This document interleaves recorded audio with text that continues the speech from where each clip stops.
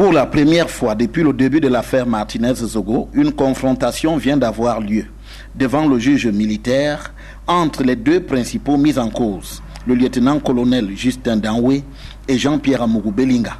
Jusqu'ici, les deux inculpés ne se sont retrouvés en confrontation que durant l'enquête préliminaire menée par la commission mixte gendarmerie-police de janvier à mars 2023.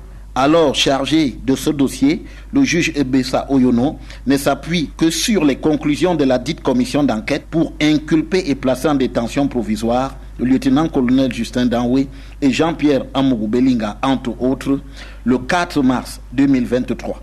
Lorsque 2 mois plus tard, le juge Florent Emessikati II Kamou reprend l'affaire Martinez-Zogo, il ne privilégie pas cette option dans le cadre de l'information judiciaire qu'il conduit entre octobre et novembre 2023. Certes, les auditions et les confrontations sont bien à l'ordre du jour, mais en particulier, aucune confrontation n'a lieu entre le lieutenant-colonel Justin Danwe et Jean-Pierre Amougou Belinga.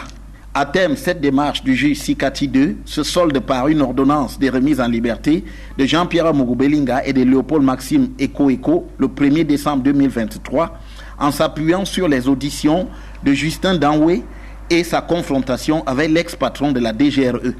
Une ordonnance qui est retoquée et le juge Sikati II dessaisi de l'affaire.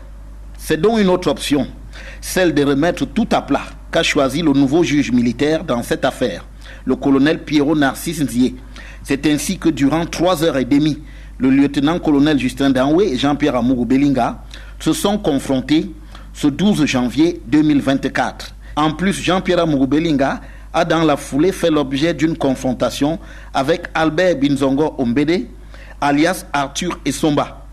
À l'issue de celle-ci, qui intervenait après une autre confrontation entre Arthur Essomba et les gardes du corps de Martinez-Zogo, celui-ci a été placé en détention provisoire à la prison de Kondengi.